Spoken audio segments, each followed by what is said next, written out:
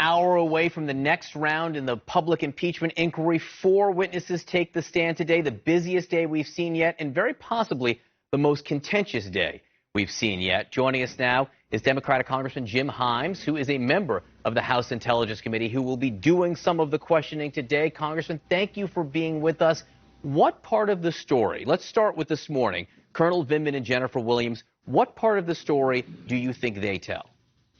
Well, so like last week, both of these people, Colonel Vindman and Ms. Williams, are lifelong servants of the American public, one in the military, the other one in the State Department, who will build on last week. Colonel Vindman in particular will tell the story not just about what he heard secondhand, but what he heard when he listened in on the phone call that the president had with President Zelensky on July 25th. And most importantly, he will tell you his reaction, which was profound concern, like so many other people around the president. Again, not Democrats, right? This is not Democrats. This is people in the White House, around the president, professionals who had grave concerns. Colonel Vindman so concerned that he actually went to a lawyer about what he had heard.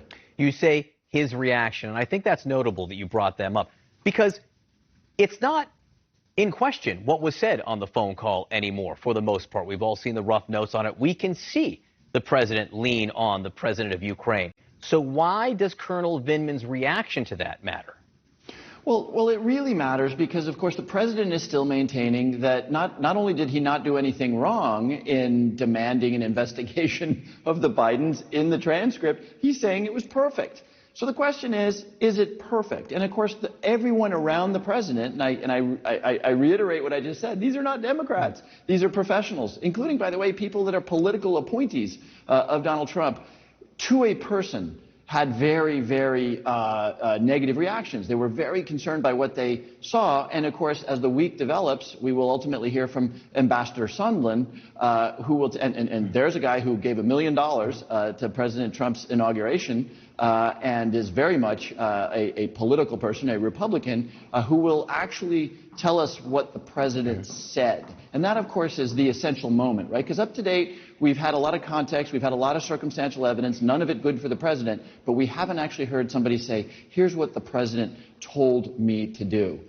And we will hear from Ambassador Sondland tomorrow. We'll hear from David Holmes on Thursday, who heard the president speaking to Gordon Sondland. And that testimony is certainly of great interest. But back to today, you were talking about Colonel Vindman's reaction, his view of the call. And one of the things we're going to hear from Republicans today is, why does Colonel Vindman's view of the call matter? Why does his view of American policy matter? It's the president's, they say, that is of primal importance. Let me read you a statement from Senator Ron Johnson, who wrote this letter to the Republicans on your committee, and I'm sure this will be entered into the record today. Senator Johnson said, Vindman's testimony, together with other witnesses' use of similar terms such as our policy, stated policy, and long-standing policy, lend further credence to the point that I'm making. Whether you agree with President Trump or not, it should be acknowledged that the Constitution vests the power of conducting foreign policy with the duly elected president. Republicans are going to say that Colonel Vindman had a problem with the president's policy, but that shouldn't matter. John, that's just, I mean, of all the baloney I have seen floated by the Republicans, of all the shabby, flimsy defenses they have mounted, that may take the cake in absurdity. Look, of course it is the president's prerogative to make foreign policy. Nobody's going to argue to the contrary. It is not the president's prerogative to extort a vulnerable foreign leader. This is not about policy. Look, nobody disagrees that the policy around Ukraine is to try to root out corruption.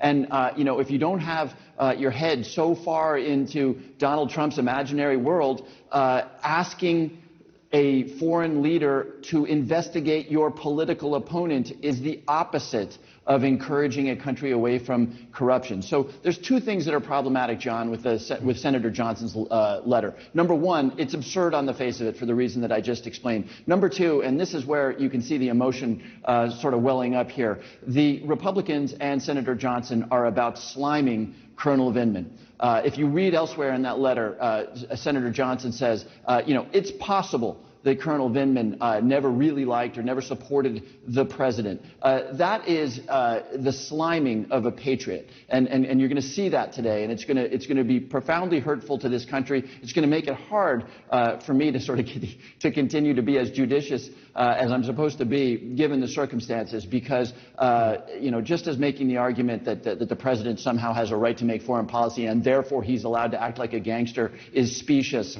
The worst form of defense is this defense that you're going to see today, which is that, maybe Colonel Vindman wasn't on the team. Guess what? This is not about being on the president's political team. This is about professionals serving the national interest of the United States of America, while the president does not do that and instead serves his own narrow political interests. I'm glad you were being judicious with your language this morning, talking about President Trump's imaginary world. I was concerned you were going to head toward another part of the anatomy there. Very quickly, in closing, if and when Republicans do go after Alexander Vindman, what's your plan to handle that today in the hearing? Well, look, all we can do is tell his story and allow him to tell his story. The American people need to know that while they're saying, well, you might have done this and maybe you're a never-Trumper and you're a never-Trumper, look, this is continuing the tradition of the President of the United States sliming Ambassador Yovanovitch, who nobody disputes. There's not a Republican in this building that disputes that Ambassador Yovanovitch had a 33-year exemplary history of serving this country. So it's all a piece of sliming people who do not deserve to be slimed, and all we can do is tell his story. And you know what?